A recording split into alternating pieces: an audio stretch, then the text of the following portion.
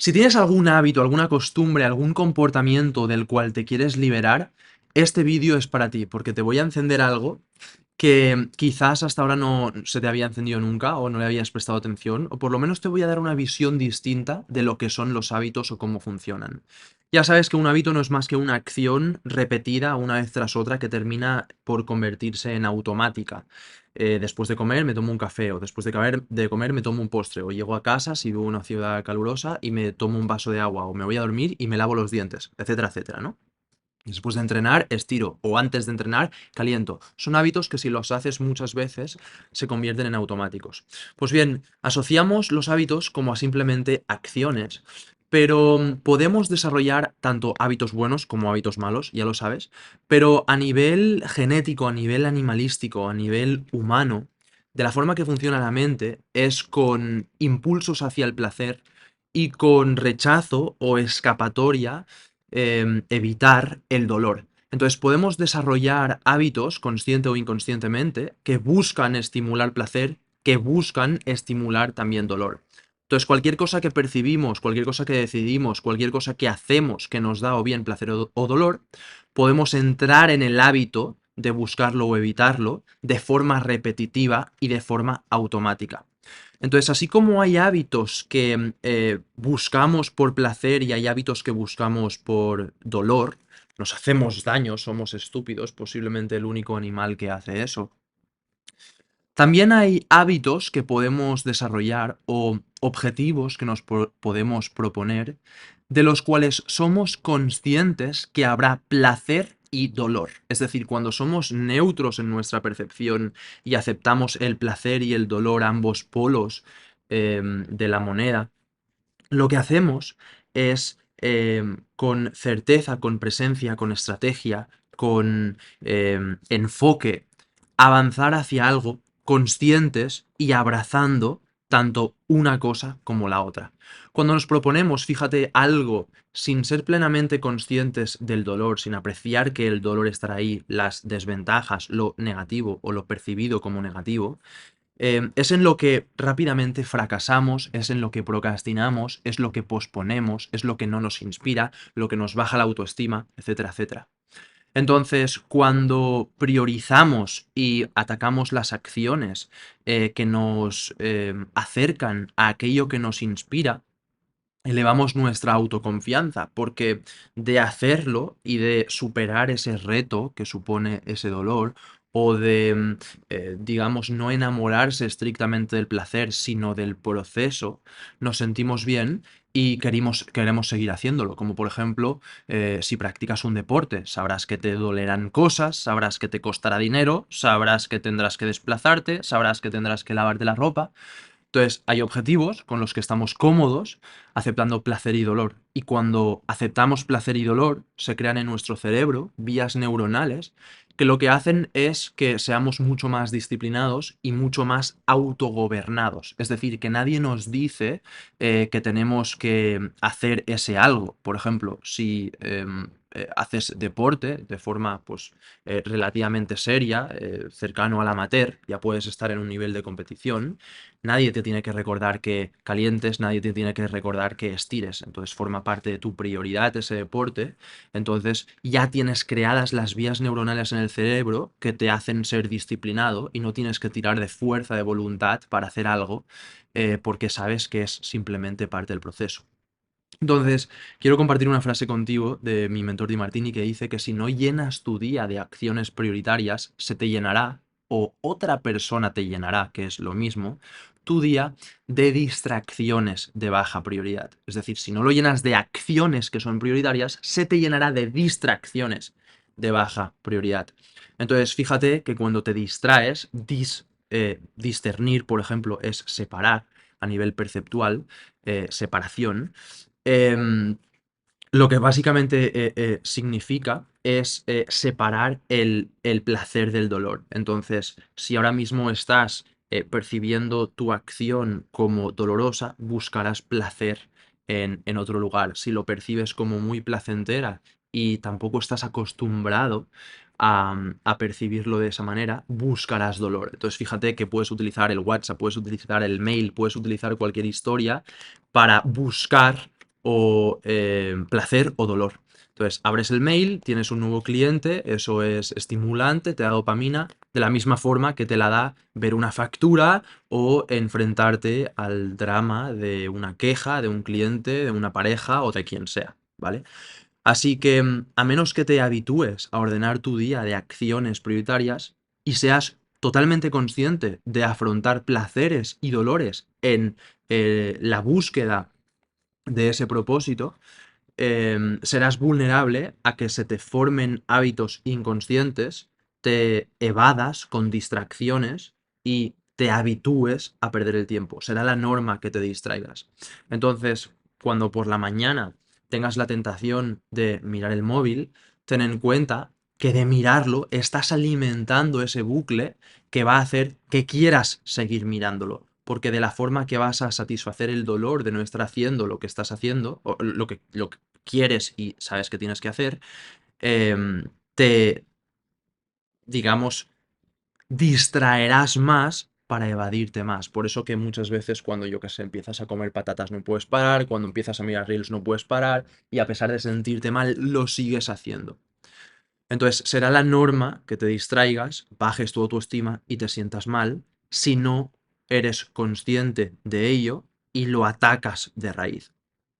Entonces, mi mentor Di Martini también habla mucho de la proactividad o de la reactividad. Cuando usas la parte primitiva de tu cerebro, reaccionas ante el peligro, reaccionas ante las circunstancias.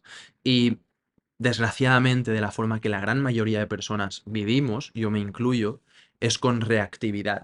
Dejamos que todas estas cosas alrededor nuestro nos distraigan, reaccionemos y no vivamos acorde a nuestras prioridades, utilizando el centro ejecutivo de nuestro cerebro de forma lógica, planificada, estratégica, tomando acción hacia aquello que queremos. Dejamos que ese exterior nos gobierne.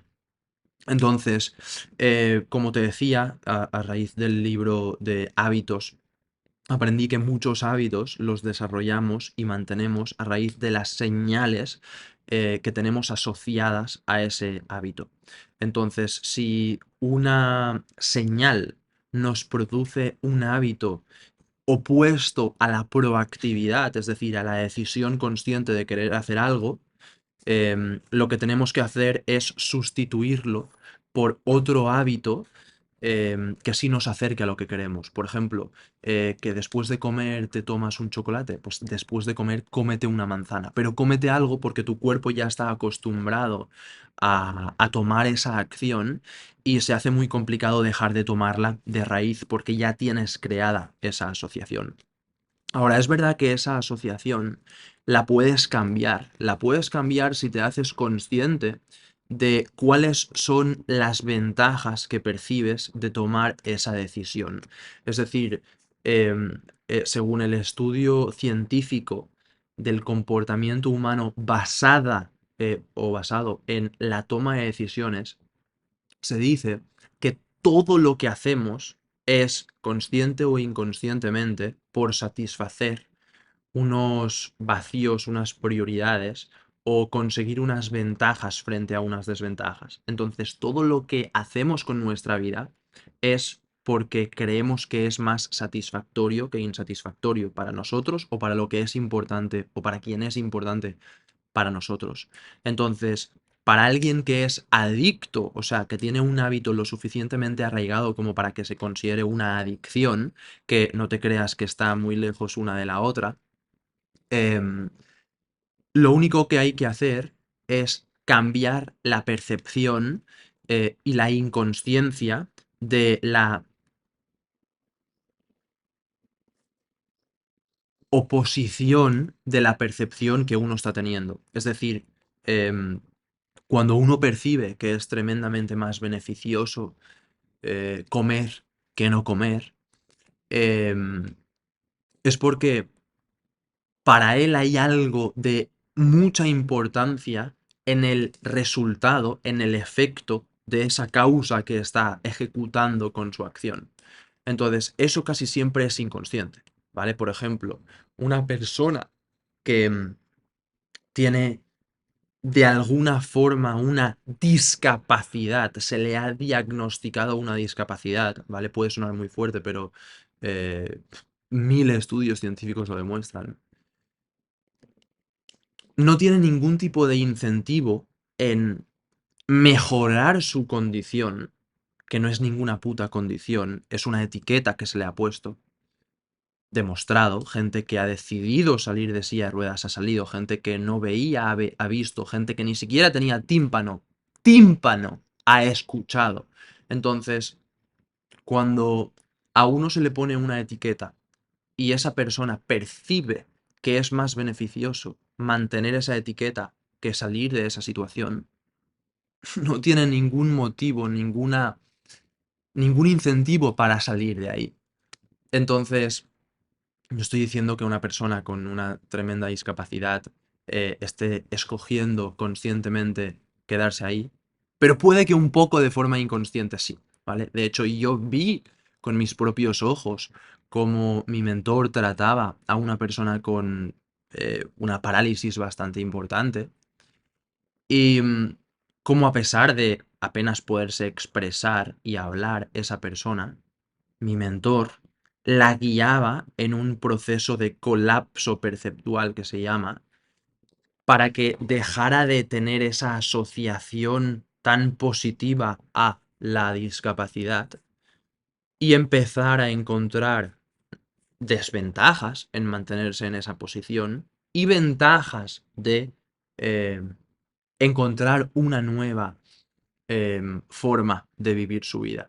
Una de las principales ventajas que asociaba esa persona en discapacidad era que pues la única persona que realmente quería estar cerca de ella, tristemente, era su cuidadora. La consideraba como su mejor amiga, su compañera de vida, una persona que la llevaba todo el día en su sillita de ruedas, etcétera, etcétera. La percepción de esa persona en discapacidad era que de salir de la condición de discapacitada, dejaría de necesitar el cuidado de esa mujer se buscaría otro trabajo y la perdería. Entonces no tenía ningún tipo de incentivo en mejorar de ninguna manera a esa persona. Entonces, aunque parezca muy heavy esto, puedes encontrar ejemplos no tan heavies.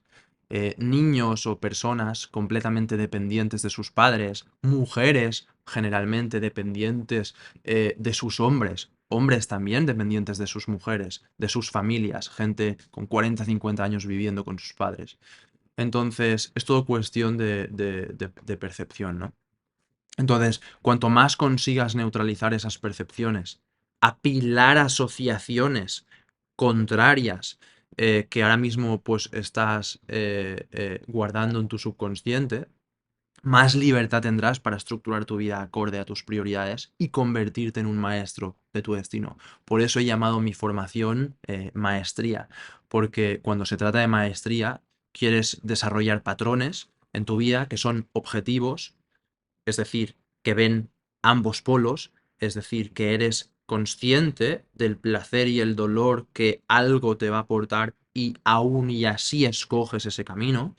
Em, Objetivos o patrones, perdón, que son enfocados, que están alineados con tus valores, que los priorizas y que cuando los haces, tu confianza sube. Cuando lo consigues, tu liderazgo aumenta. Cuando lo haces, tu horizonte temporal se expande. Te sientes con mucha más presencia, con mucho más entusiasmo por el futuro. Entonces, voy a ponerte otro ejemplo para que no parezca que esto es paja, que perfectamente lo podría parecer. Una de las mayores adicciones que tenemos las personas es rodearnos con gente, pues, realmente tóxica, no en el sentido de que nos hacen mal, porque te estoy diciendo que es todo una percepción, nos hacen el bien, pero sí que te hacen el mal vivir tu mejor vida. Es decir, no eres menos como para vivir en la sombra de un percibido gigante. Eres lo suficientemente grande, eres lo suficientemente gigante para vivir tu propia vida.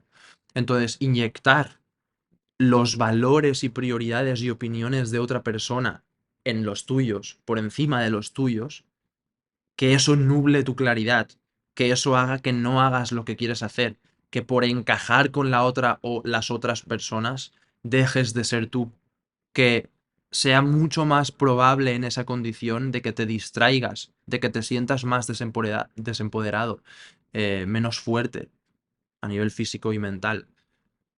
No tiene nada de inspirador, en mi opinión. Así que a raíz de esta falta de maestría, tiendes a dejar que otras personas decidan por ti.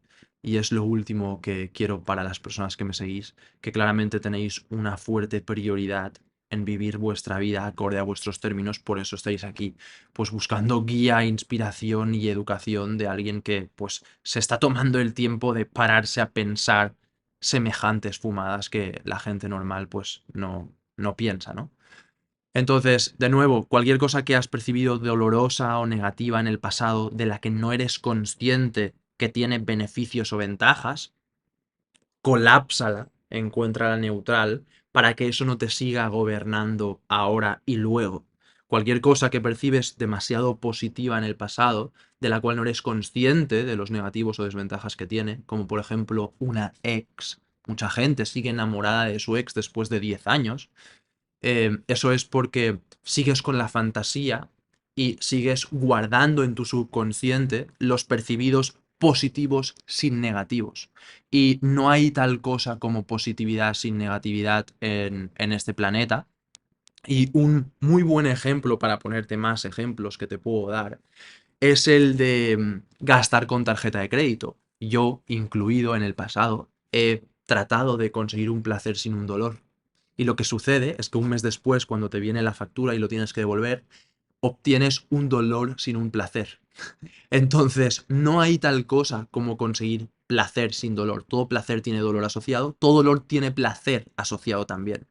Entonces, vivimos en un mundo de sincronicidad, de simultaneidad. Una vez leí un libro espectacular, espectacular en inglés que se llamaba The Spontaneous Healing of Belief, en el que se hablaba de un experimento en el que dos átomos se separaban y esos átomos, si se modificaban en un lugar del planeta, también se veían reflejados en el otro átomo guardado en otro país completamente distinto, sin que ese se hubiera manipulado.